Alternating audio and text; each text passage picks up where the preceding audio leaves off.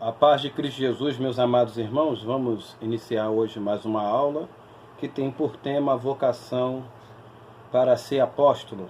Isso é a vocação do apóstolo Paulo. E nós vamos, antes de comentarmos, já entrarmos no nosso texto áureo, a qual fala assim: Paulo chamado pela vontade de Deus para ser apóstolo de Jesus Cristo.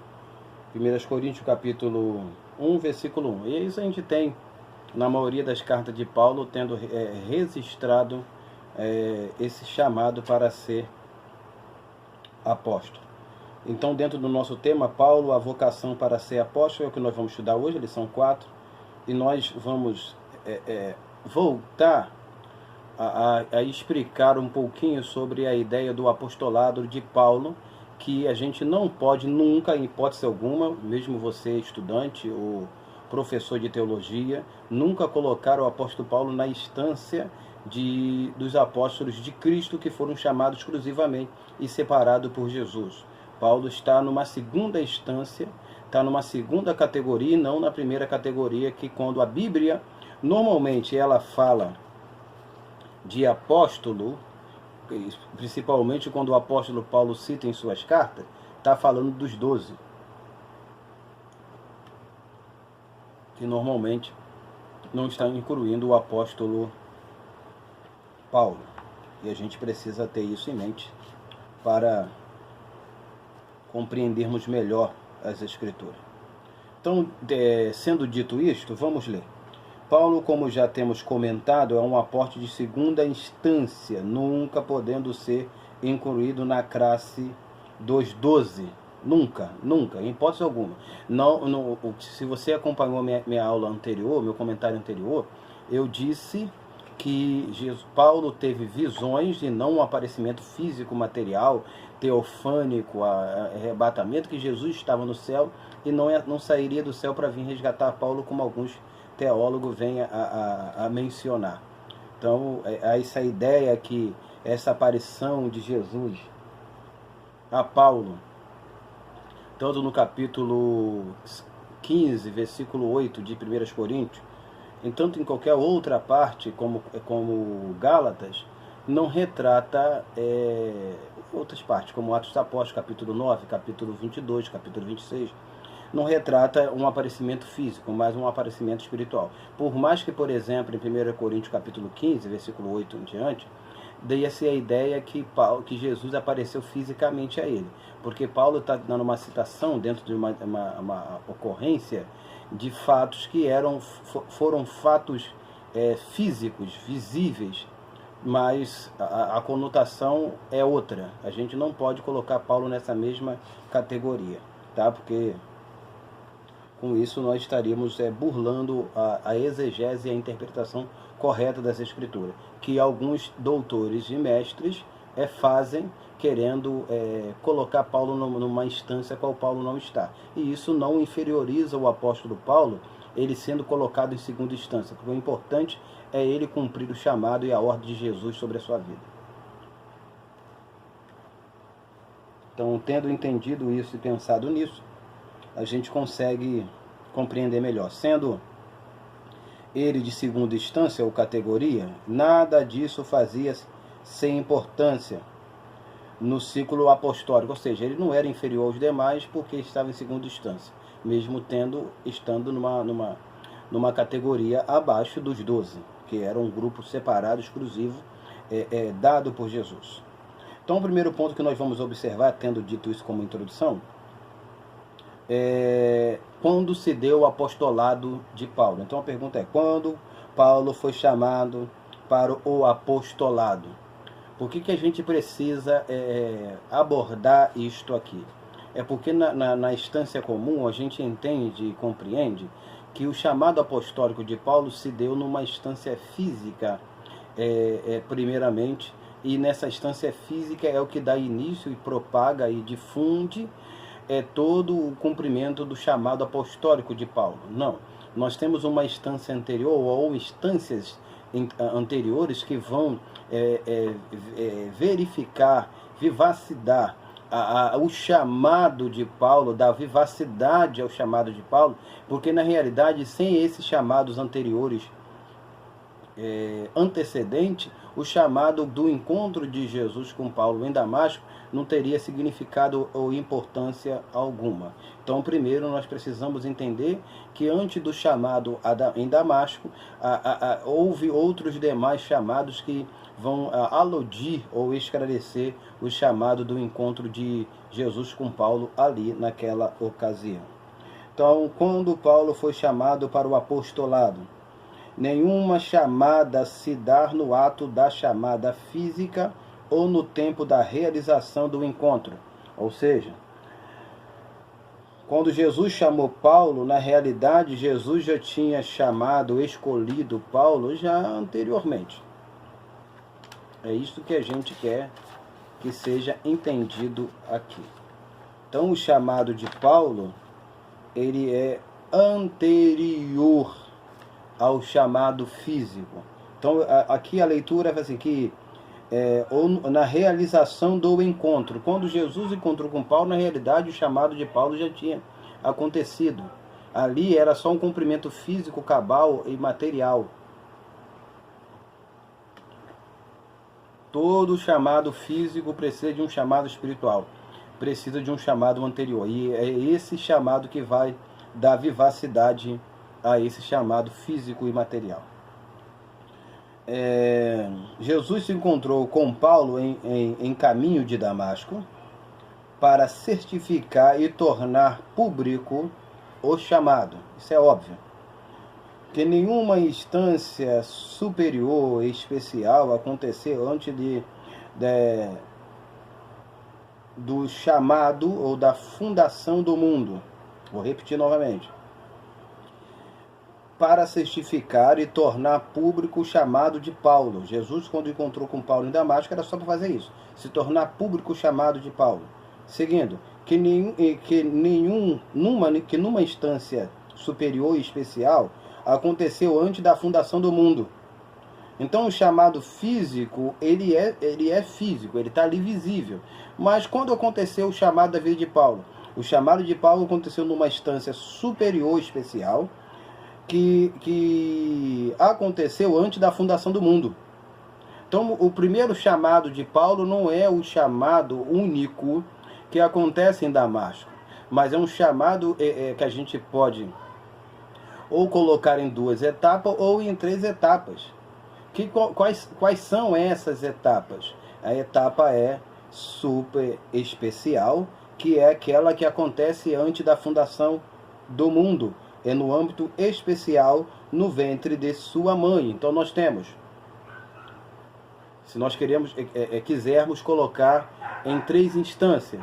Então na primeira instância do chamado, da vocação de Paulo, acontece desde a fundação do mundo. Segunda instância, acontece quando Paulo estava no ventre de sua mãe. Nós vamos ler tudo isso, tá? Daqui a pouco. Então são essa instância, é super especial, que acontece desde a fundação do mundo, a especial que acontece no ventre da mãe, e a pública que acontece no caminho de Damasco. Nós vamos ler em Gálatas, capítulo 1, versículo 15. Claro que a gente não vai ler por ordem, porque a gente vai aproveitar os livros que estão em ordem. Então Gálatas 1,15 diz assim: Mas quando aprouve a Deus, que desde o ventre da minha mãe me separou e me chamou pela sua graça. Então aqui, esse versículo é o caso do chamado especial, que é o do ventre da sua mãe. Efésios capítulo 1, versículo... Efésios 1, 4. Efésios 1, 4 diz assim: Como também nos elegeu nele antes da fundação do mundo, para que fôssemos santos e irrepreensíveis diante dele em amor. Uma coisa a gente precisa observar antes de seguirmos aqui, que Os chamados, por mais intrínseco que eles sejam, que mais interligado que eles sejam, eles podem serem distintos em seu cumprimento. Por que isso? Porque pode acontecer o seguinte, de pessoas que têm o chamado super especial, que é o chamado para a salvação, mas para determinada função, para determinado cargo, para determinado compromisso, ele não ser chamado, não ser escolhido para aquilo. Então, qual o primeiro chamado, o que ele envolve? O primeiro chamado que a gente leu aqui de Efésios capítulo 4, ele envolve a salvação, que ele também nos elegeu nele antes da fundação do mundo. É essa eleição, essa vocação, a vocação para ser salvo, a vocação de eleição. Depois é a escolha individual que a gente encontra em Gálatas 1,15, que é dentro do ventre da mãe, que a gente também encontra falando do profeta Jeremias, que o Senhor falou que o escolheu desde o ventre da mãe dele. E o chamado público, que é esse confrontar de Deus com Paulo no caminho de Damasco, como com o profeta Jeremias, também outro, que Deus encontrou, confrontou, salvou e libertou. Então, a gente tem essas 3 instâncias de vocação, de chamado. E a gente precisa estar incluído em todas elas. Claro que a gente precisa recordar o seguinte, que o chamado para a salvação, ele já inclui as outras demais. Porque o salvo não foi chamado para fazer o que quer.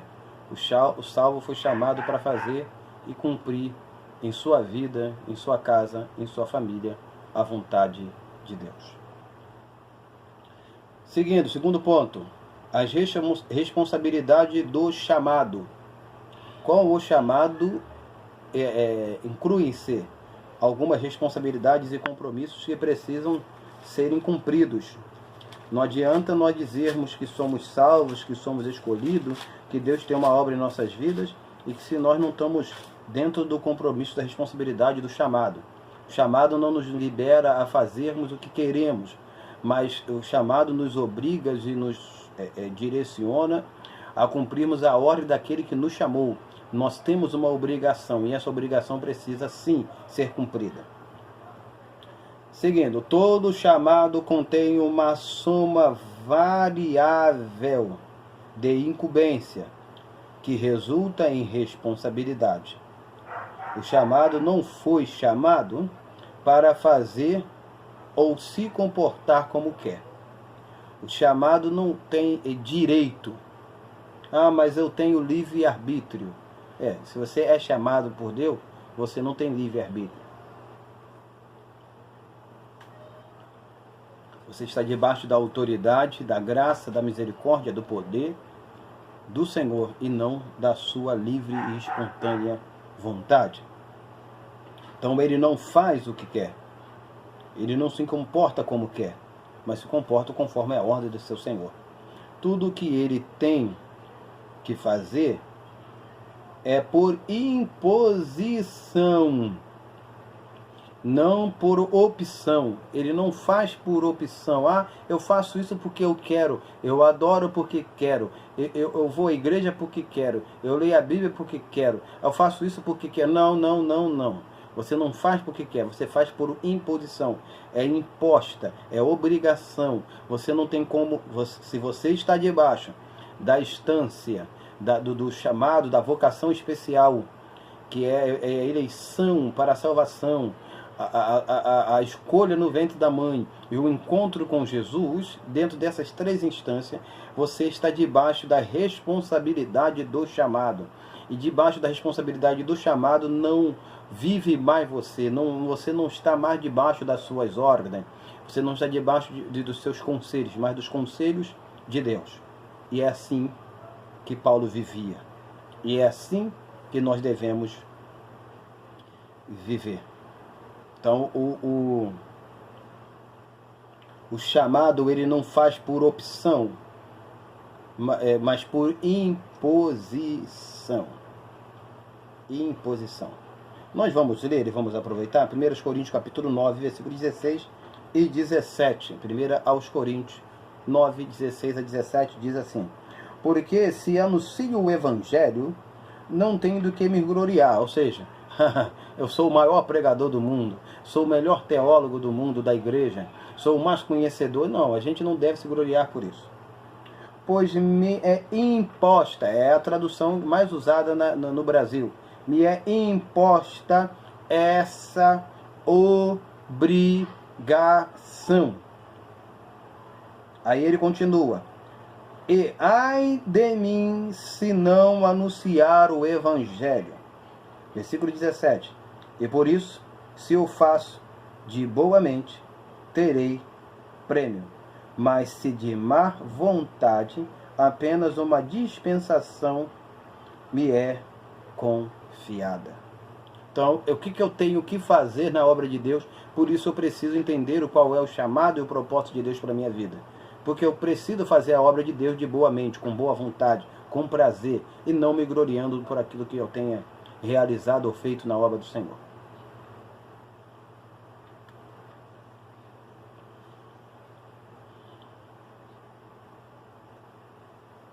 Seguindo, quem entende esse chamado, faz de tudo para cumprir esse lindo chamado. Quem entende, faz de tudo para cumprir. Quem compreende, faz de tudo para cumprir. De uma forma cabal, completa, perfeita, agradável, louvável a Deus. A gente tem que pensar na obra de uma forma que possa trazer fruto e crescimento para ela. O chamado é servo, escravo, não senhor de si ou da obra a ele designada. Ele é chamado para cumprir uma incumbência. Ele não é chamado porque ele é senhor, porque ele é autoridade, é autoritário, tem poder, tem... Não! Ele foi chamado para cumprir um desígnio. Então ele está debaixo de uma autoridade de alguém que é superior a ele, que é o seu senhor. Ele está ali representando o seu mestre. Ele está ali representando o seu dono. Porque escravo aqui, ou servo, conota-se a ideia de dono. A pessoa, quando o crente ele bate no peito e diz que quem manda na vida dele é ele, quem dirige a vida dele é ele, que é ele que tem, é ele que faz, é ele que decide, que ele tem o livre arbítrio, é só você pensar que essa pessoa não tem Jesus como dono e senhor de sua vida. Porque se ele tem Jesus como dono e senhor da sua vida, seu comportamento e atitude não serão mais os mesmos. Então o escravo, o escravo e servo, ele não faz, não cumpre, ele cumpre a ordem do seu senhor que foi designada. Então é uma grande honra, é uma grande honra para o escravo servo representar o seu grande e digno senhor. Então é dignidade para nós, é privilégio para nós estarmos representando Jesus aqui na terra. É privilégio para nós estarmos com o nome de Jesus sobre as nossas vidas e sobre os nossos corações. Então, naquele momento da vocação ou do chamado do servo, ele está representando o seu Senhor. Ele está representando o seu dono. Então, quando ele é recebido, e é bem recebido, a Bíblia diz que, Paulo falou em Tessalonicenses, em algumas passagens, ele cita que a igreja ali recebera ele como anjo do Senhor, como mensageiro do Senhor, ou até mesmo como próprio Senhor. Isto é receber um homem de Deus no nome, usando o nome, a pessoa de Jesus. Mas isso não deve trazer ao meu coração, ao seu coração, nenhum tipo de vaidade, arrogância, ou até mesmo prepotência, porque nós estamos simplesmente não indo em nosso nome, nós estamos indo no nome de Jesus. Então, aquilo que estamos fazendo, ou realizando, ou que porventura possamos realizar, não é debaixo de nossa autoridade ou capacidade, é no nome dele e na autoridade dele. Indo para a nossa conclusão, a vocação para ser um apóstolo não muda a condição do chamado, é o nosso último ponto. Vou ler novamente. A vocação para ser um apóstolo não muda a condição do chamado. Você foi chamado para ser apóstolo, mas as suas condições continuam as mesmas. E eu vou explicar isso no decorrer. A condição de um apóstolo no exercício do chamado é de um representante de seu Senhor. Ele tem por obrigação falar fielmente a mensagem do seu Senhor. Ele não fala o que é dele, mas do seu Senhor. Paulo foi chamado ou escolhido para ser um vaso. Vaso não escolhe a função que vai exercer ou o tipo de azeite que vai receber. Quem escolhe o vaso é o oleiro. E nós vamos ver depois, mais para frente, essas duas passagens a qual se baseamos. Mas, voltando. Então, o apóstolo, ele está na condição, no exercício do chamado, ele simplesmente representa o seu Senhor. E aquilo que sai dos seus lábios, ou até mesmo a sua atitude e comportamento, está refletindo a imagem do seu Senhor. Está refletindo a imagem daquele que o escolheu. Mas uma coisa interessante nós observarmos aqui, é que um vaso escolhido, e o Senhor, estou usando isso em Atos, com base em Atos dos Apóstolos, quando o Senhor chamou Paulo de vaso escolhido. Um vaso não escolhe o tipo de azeite que vai receber, ou até mesmo a utilidade que ele vai ter. É o oleiro que fez o vaso, que sabe para que fez aquele vaso, para que serve, para que utilidade ele tem. E não o vaso que vai falar, não, eu quero o melhor azeite que venha a ser depositado em mim, o melhor perfume, eu quero ser usado dentro de uma casa com uma melhor utilidade. Não, o vaso não escolhe como vai ser usado. O vaso está simplesmente ali como instrumento para ser usado pelo seu Senhor, ou dono da casa, ou aquele que fez, como a gente tem base em Jeremias capítulo 18. Então, em 1 Coríntios capítulo 10, 22, eu vou ler aqui para nós começarmos a ir para a conclusão. Ou irritaremos ao Senhor? Somos nós mais fortes do que Ele? Aqui o texto é claro e na realidade, esse texto, o texto que nós vamos ler agora, só li porque eu já estava em Coríntios, então para mim já era mais prático ler aqui o de Coríntios capítulo 10, 22, mas Romanos capítulo 9, 20 e 21 é anterior a esse e que vai lançar essa pergunta. Então, quando a gente ler assim, ó homem, quem és tu que replicas, que a Deus replicas? Porventura a coisa formada dirá o que formou, por que me fizeste assim? Ou não tem o oleiro poder sobre o barro, para da mesma massa fazer um para honra e outro para desonra? Aí vem a pergunta. Ou irritaremos o Senhor? Somos nós mais fortes do que Ele? Não. Porque quando a gente ler aqui, um vaso, ele não pode replicar o Senhor, porque ele não pode. Ele replicar Deus, o chamado de Deus, o propósito de Deus na vida dele, ele está se comportando como se fosse maior que o Senhor, ou tivesse alguma condição de replicar, ou fosse mais forte que o Senhor. Na realidade, um vaso, ele está completamente à mercê da autoridade do seu Senhor. Ele não pode nunca fazer nada ou agir de qualquer forma que venha denegrir a imagem do exercício da autoridade do seu Senhor sobre a sua vida. Então, amados, esse é o nosso comentário de hoje. Eu quero aqui agradecer a você, pedindo que se inscreva, que curta e compartilhe, e vamos orar pedindo a Deus que nos dê uma excelente aula e que este material seja usado para acrescentar-nos conhecimento e entendimento das Escrituras. Louvado seja Deus. Senhor Deus, muito obrigado pela oportunidade tão especial que o Senhor nos concede. Estamos estudando a Tua Palavra. Peço a Tua bênção, Teu esclarecimento, Teu entendimento, dom da palavra da sabedoria sobre este professor e sobre esta professora.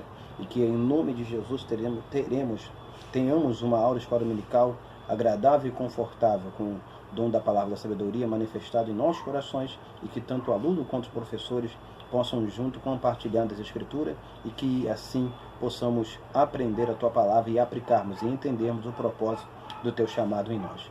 Em nome de Jesus. Amém e amém. Que Deus te abençoe e tenha um excelente domingo, uma excelente escola dominical. Fique na paz do Senhor.